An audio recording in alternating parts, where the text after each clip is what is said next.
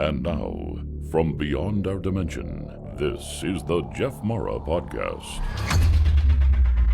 Here's Jeff. My guest is Tia Renee, whose life took a tragic turn when her husband was murdered. And as he passed away, she had a shared death experience with him. This profound event opened the door to a world beyond the physical realm for her as she began to have out-of-body experiences and found solace in near-death experiences. These spiritually transformative experiences have continued to shape and guide her, providing her with comfort and a deeper understanding of the interconnectedness of all things. Tia, thank you for joining me and welcome. Thank you so much for having me, Jeff. It's an honor to be here with you.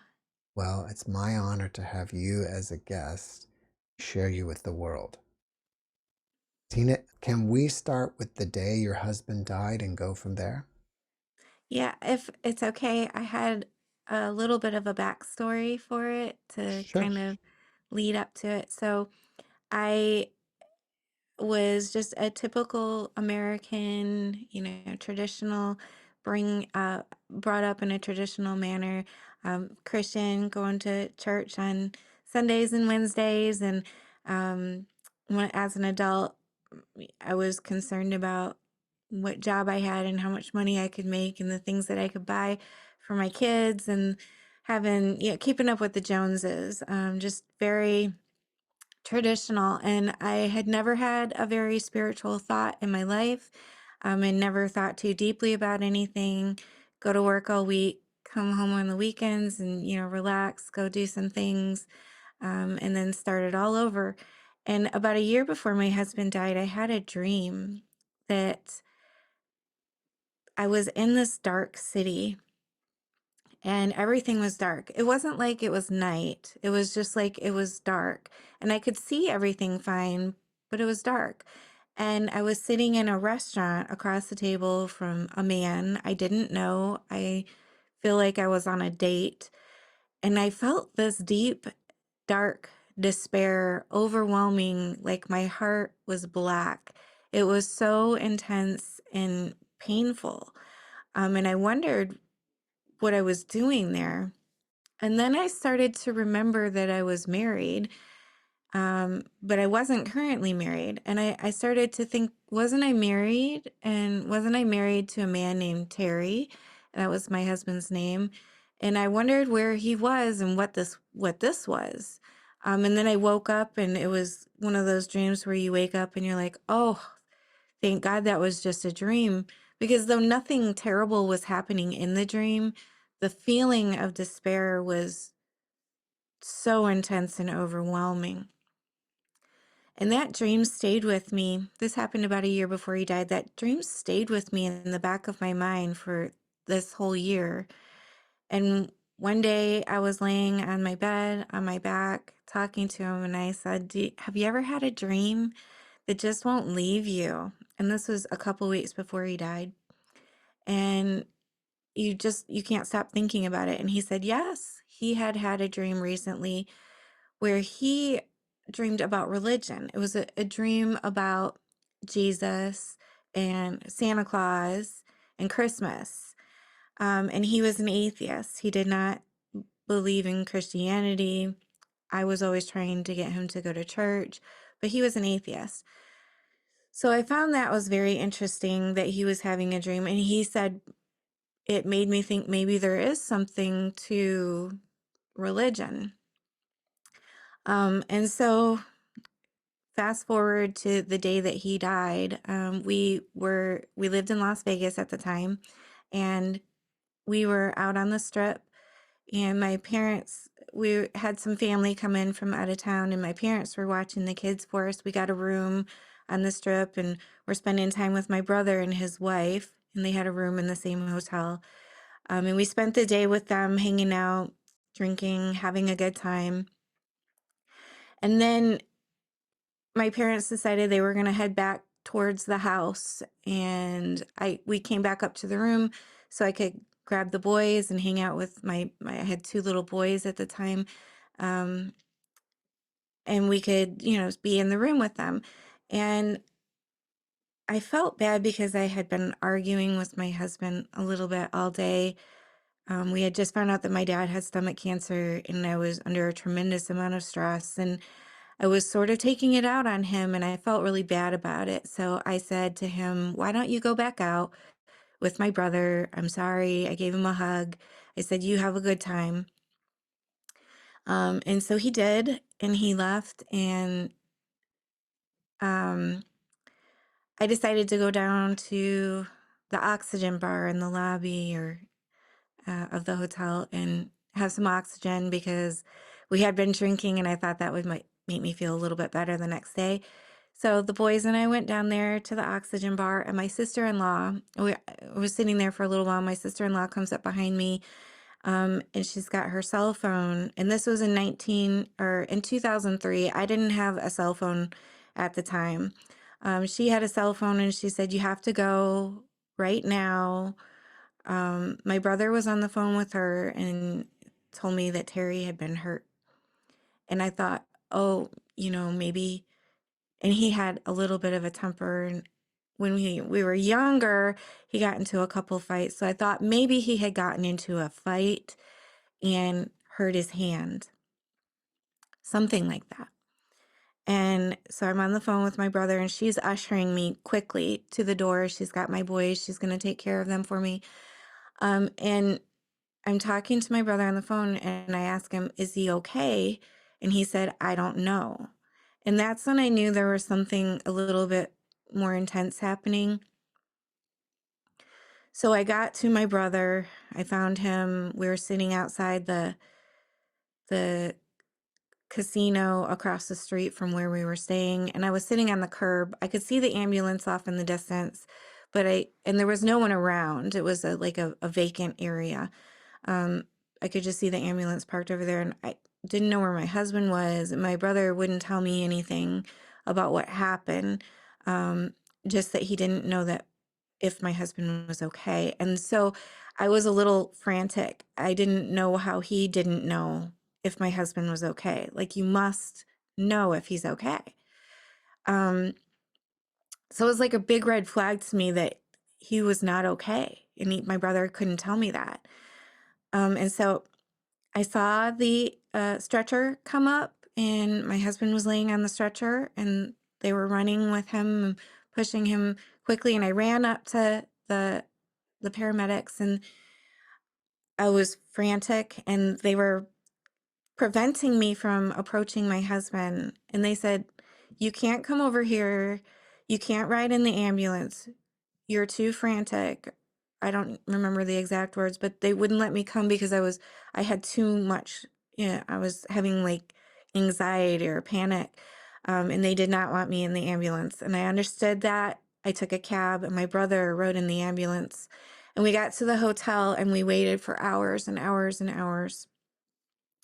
And the ambulance, the paramedics came and talked to me, and they told me that he had renal failure, and I don't remember much else that they told me. And so all of our family came up there. We were very close. All of his brothers lived out there. He had two brothers. And my sister lived in Vegas, and my parents and his parents all lived there. And then we had family in from out of town to visit because we had just found out my dad had stomach cancer. So the entire lobby of the medical center, the hospital, was filled with his family and people that loved him. And we waited for hours and hours. And they didn't tell us anything. And then finally they came, and they brought us all into this little side room off a hallway. And they said that he had received extensive brain damage, and that he might have to have surgery. And they let me go back and see him before they put him in a room. And he didn't even look like him. His face was severely bruised. I wouldn't have recognized him if I didn't know it was him. It was very swollen. Um, and so what had happened is that he was attacked by a mentally ill homeless person, and this person punched him in the face, and as he was getting up, they punched him again, and he fell back and he hit his head on something. I don't know what, but whatever he hit his head on was what caused the brain damage. So he stayed in hospital on life support for 5 days. On the third day, I had been staying up at the hospital with him, reading him magazines. I heard something about they could hear you. So I was reading him like his favorite magazines and things. And I had stayed up there and I was tired and I was sleeping in the hotel or in the hospital room with him on a chair next to his bed. They didn't have a bed or a couch or anything. So I was just sleeping on a chair, so that he wasn't alone. And on the third day, I had to go home because I hadn't rested or ate very much. And I was already very frazzled. So I went to go stay with my brother-in-law. And I started feeling dizzy at his house. Um, and I thought, I just needed some rest. But this is the next morning after I had slept. I didn't know. I had felt dizzy really intensely, like where I had to actually steady myself on the wall. And then later that day, I was still at my brother-in-law's house and I started to feel this dizziness coming on again. Um, but it was overcoming me, coming over me. I don't know how to explain. It was like my whole body was becoming like this dizziness.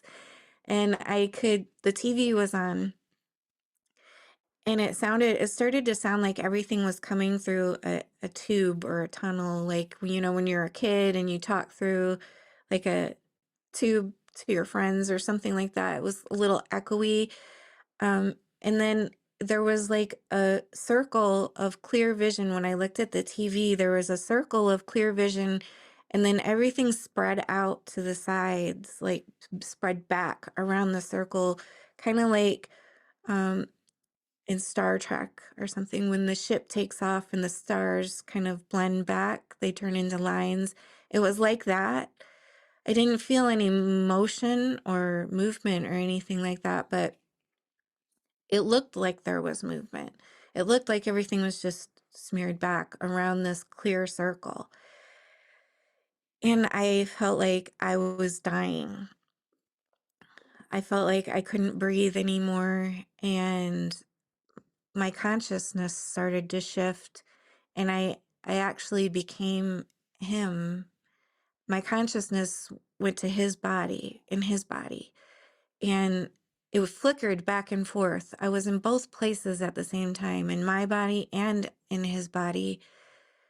And I could feel he had probably 20 friends from um, our home state come out to stay with us, and lots of family to be with him in the hospital as he was on life support. And I could feel their their thoughts. I could feel them thinking, poor, uh, but they were thinking about me as me, not my husband. Oh, poor her, she's going to die. And then I started thinking, I'm having a hallucination. I thought that it was him that got attacked, but it was me. I'm the one in the hospital bed dying. And it felt like it was me. And it didn't feel like I had became him. It felt like it was actually me. But I was still on the couch too. So thought there was this really strange hallucination happening. And and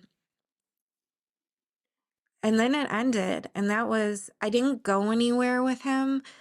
I just my consciousness became him in his bed, and I knew that I was dying. I felt that I was dying, and I felt the sorrow of the people around me and their concern for me and their sadness about what was happening to me. Do you think it was his intent for you to travel with him?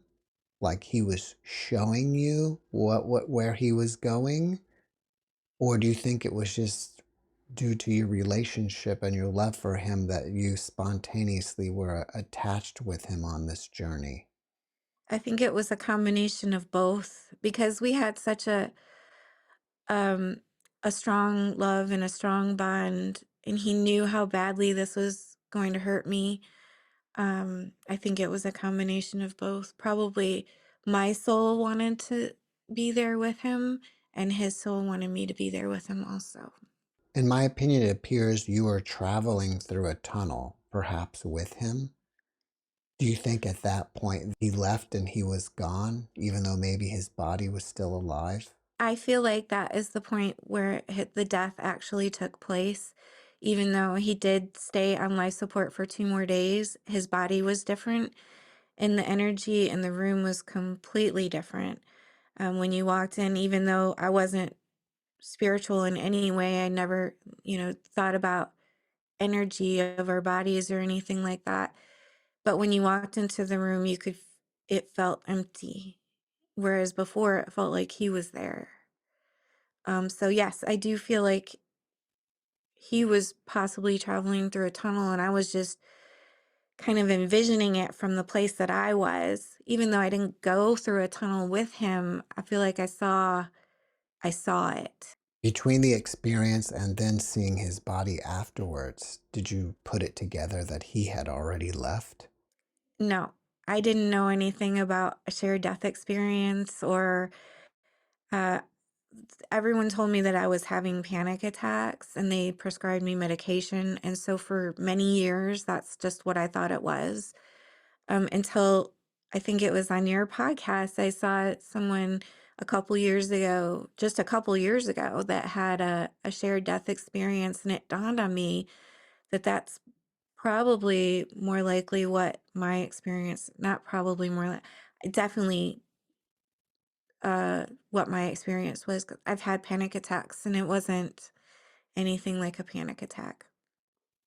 Afterwards, did it change you in any way? Um, everything that happened afterwards was the beginning of my change, and it was such an intense time in my life to lose him. Um, I didn't realize that I was changing. It took many, many years for everything to unfold, for for my lessons, and I'm still learning, but for me to even realize that something about me was changing. Like what? Did you have any new psychic abilities or anything? No, but I started having out of body experiences shortly after he died, and other spiritual experiences. And I didn't know what was happening to me. I had to consult a spiritual church to see, what was happening, because the answers weren't anywhere else. I couldn't find the answers in my Christianity, or my church.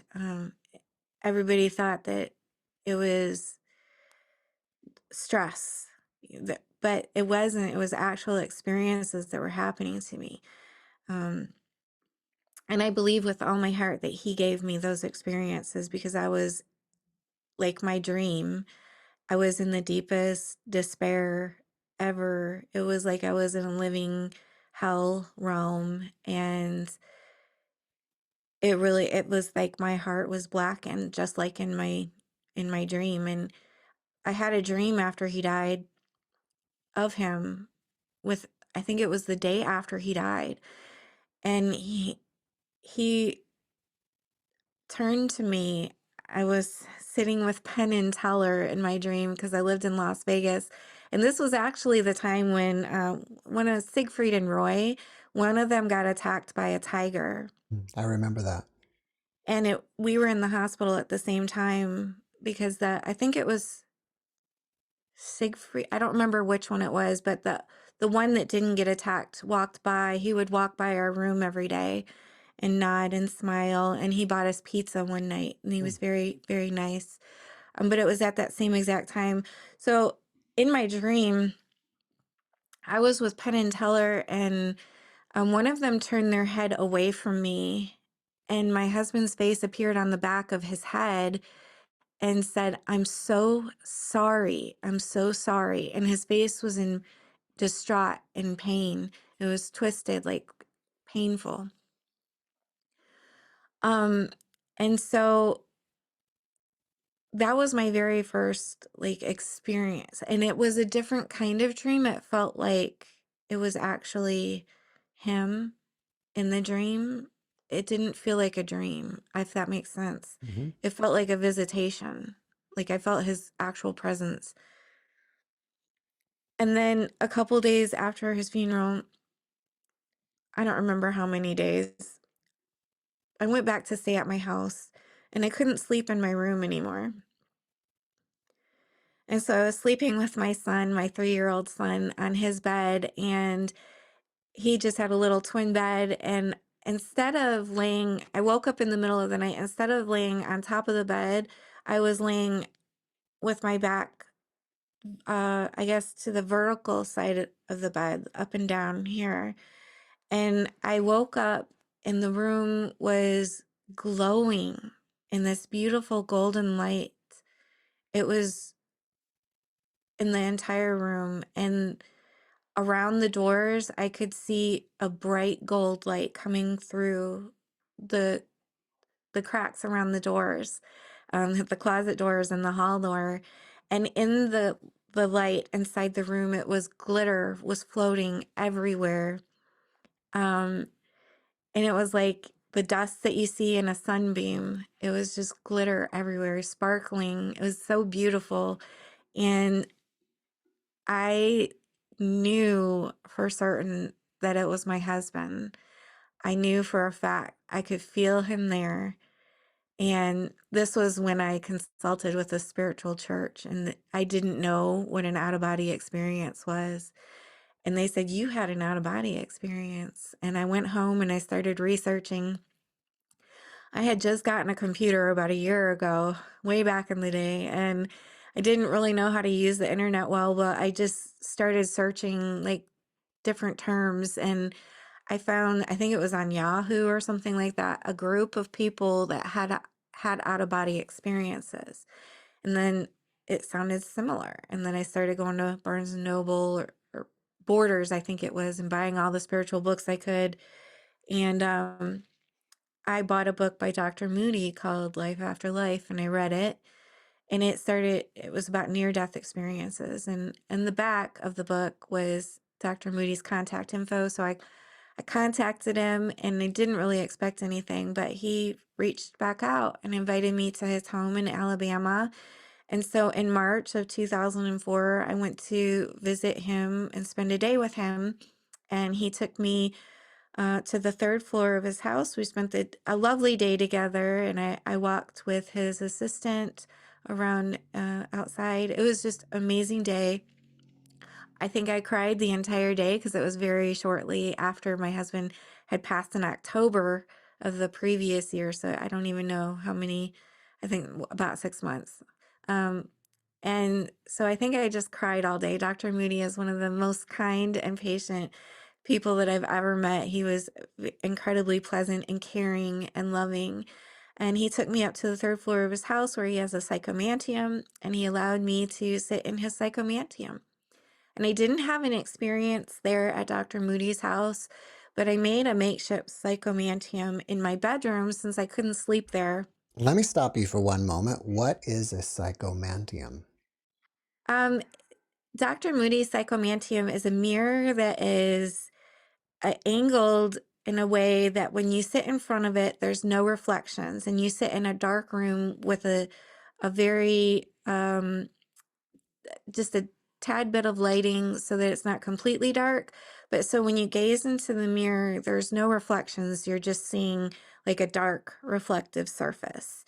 And it comes from ancient times when Dr. Moody did research. He found that um, long time ago, people were gazing at polished obsidian or gazing pools, dark pools in caves, or just dark pools in general of water, a dark reflective surface. Even crystal balls are come from um, this philosophy that when you gaze at a reflective surface, that you can divinate from that, or you can see people that have died. So that's where the psychomantium comes from. And so I had a psychomantium. in my bedroom. It wasn't really a professional one at all. It was just a big wall mirror that I had that I took off, and I angled it up on my wall, my bed to hang, it leaned up against the wall. It wasn't completely dark. It wasn't perfect, but I would sit and gaze at it every day, at least for a few minutes. And one day I saw this figure come out of the psychomantium, and it felt like my husband's presence, and it just looked like a shadowy figure of a human. There was uh, no like facial features, no clothing that I could tell.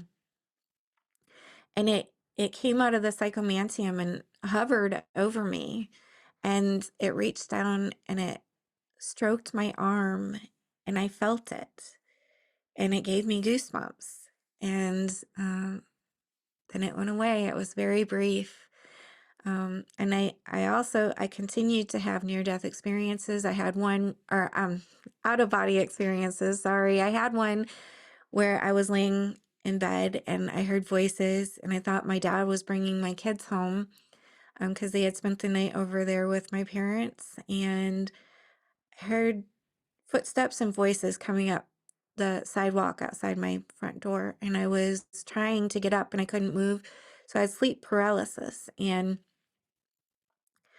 I'm struggling and struggling and struggling to get up. And finally I start to raise my head, and I don't know why I remember, but I remember looking at my toenails. I don't know why toenails specifically, but I became closer and closer to my toenails and realized that I wasn't in my body.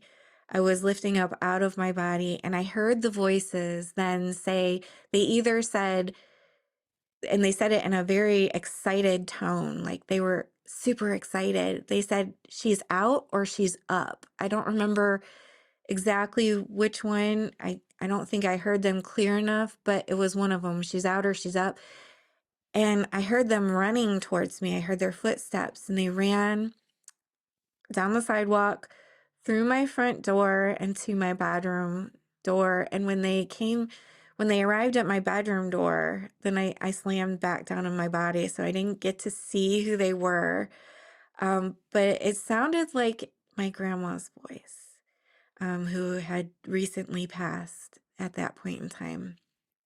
And she was talking to someone else. There was two voices, and the second voice was a male voice, and I believe that it was my husband. But I don't know for sure because I didn't get to see them or experience that. So I was a little upset when that happened, but I had so many out of body experiences. One time I was laying on my stomach and my feet just lifted up, and my ceiling fan was on, and my ear got stuck on the side of my in my other ear. So this ear was stuck to this ear because it was laying there, and I was looking down at the side of my face, and I realized that my ceiling fan was on, and I thought it was going to top off my legs. So boom, I went back down in my body. And plenty of experiences like that where they weren't like full blown out of body experiences, but I definitely left my body and I saw my body. My body was something different than what my vision was. I was different than my body. I had another near death experience. So my only really full blown adventure happened about 10 years after my husband passed. And I woke up in the middle of the night, and I always try to fight out of body experiences because they're very unpleasant for me to start most of the time. They're very loud. It feels like there's a lot of like a train running through my head, and I'm vibrating, and it's very uncomfortable. So when it starts to happen, I try to fight it because I'm in fear. Well, it started happening. It was very loud, and the vibrations were coming, and I started to fight it. And then it was like something said, "Nope, you're not fighting it this time." And boom, I was slung out of my body like a slingshot. And I stopped at the foot of my bed on the other side of the uh, foot of my bed, and I could see all around my room. And I was like, "Oh, okay, I'm out. This isn't so bad. I should have just let this happen." And then I thought, I wonder if I can fly like I've heard about. in out of body experiences. So as soon as I thought that, I started to lift up out of my body, and I went through the ceiling and I looked around in the attic and then went up through the roof, and I looked at the shingles down on the house, and I was up in the sky in the neighborhood. And the sky was purple and orange. It wasn't like a night sky, like a dark night sky. It was dark, but it was purple and orange everywhere, like a sunset, but everywhere. And it was beautiful.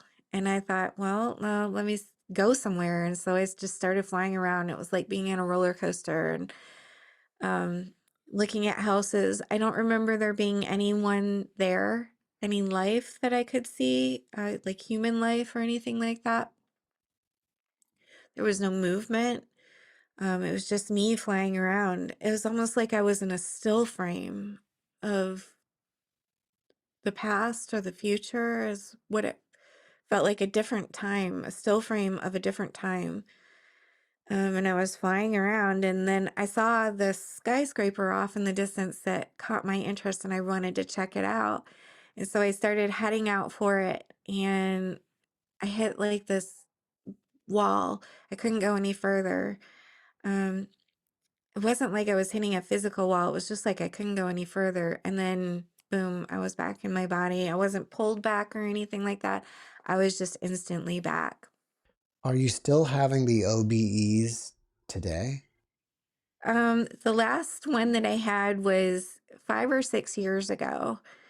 Um, and that there was a whole vignette of experiences around it that happened around the same time. Do you want me to talk about those? Sure. Okay, so um, I had woke up in the middle of the night because a light was flashing in my eyes. And there was I lived in the mountains, and there was a window at the head of my bed on the other side of my headboard. And the blinds were shut, and there was this light that was flashing through my window, like a little ball of light. And um, that's what woke me up. And I didn't realize, I thought maybe I was imagining it or having a dream. And so I was laying there with my eyes open, thinking that it had just been a dream. And I saw the light with my eyes open. And then I watched out the window and I saw the light again. And then as the light turned and went around the house, and I saw it going out my front window, and it was like leaving. And there was no way that it was a car headlight or a flashlight. I lived at the top of a mountain. There was only one other house up there with me. And it was over through the woods. The car headlights couldn't reflect in that angle. So I thought that was interesting. I wasn't really sure what that was. And around that same time, I heard, I was laying in bed one night, I was awake, and I heard footsteps coming towards me from the living room to through the kitchen. And then they came into my room, and I thought it was my boyfriend because he was still up. And I heard, or I felt someone get into bed next to me. And then I felt them put their arm around me. And I was awake, laying there, thinking that it was my boyfriend the whole time. And I felt the bed moving. It was ultra real. It wasn't like a dream, or maybe I was hoping that this was happening. Um, as they put their arm around me, I could see with my mind that it was not my boyfriend. I didn't see them with my eyes, but I could see them in my head. It was a brightly glowing being, no hair, no clothes, no features, um, but just like a humanoid shape. And they were covered, their skin was covered in brightly colored energy flowing around. It was moving. And it was like, like paisleys and super bright colors of energy all over their skin. And they put their arm around me, and I felt comfort. And I went to turn when I realized that it wasn't my boyfriend to look at it, and there was nothing there. And then around that same time, I also had a night of near or out of body experiences, and it was almost like a fever dream. I wasn't sick, but it was so intense and in and out, almost like a I don't know how to explain it, but I would wake up and I would be out of my body looking out at the night sky. And then I would wake up and I would be in my body. And this just kept happening over and over. And one night, one of the times when I woke up, I was out of my body. I was looking out the window at the night sky and I saw the moon and it dialed in on me like a camera lens. And it had a red light on the top and the bottom, like it was a camera recording me. And I was like, oh, the moon is a recorder. It just seemed natural. I was like, oh, yeah, the moon's a recorder. It's recording me. And then I was back in my body. And then another time I woke up and I was looking at the corner of my room and I instantly went there. And again, the lights, or not the lights, but the room kind of like smeared or um went by like in Star Trek where everything just seems like it's moving past really quickly. It was like a blur. And I was up at the corner of my room and starting to go up through the ceiling again. And I thought, oh, my daughter's room was above me. And I thought, I don't want to spy on my daughter. So then I stopped and I came back down. But it was just a whole night of going in and out of my body, waking up in my body and then waking up out of my body. And it was around that same time where these lights were in my window and this being of glowing energy got in bed with me and put their arm around me. So I thought that was interesting. And that this was the last time that I had a really major experience, and it was about 5 or 6 years ago. Who do you think that being was? My husband, I think it was. Do you think that these OBEs are basically spontaneous? They are. I cannot induce them. I've tried different techniques and I've tried um, the music that you can listen to, binaural beats, the Monroe Institute techniques. I can't induce them, but they happen to me just randomly. It sounds like they're involved with either sleep paralysis or just kind of waking up in the middle of the night.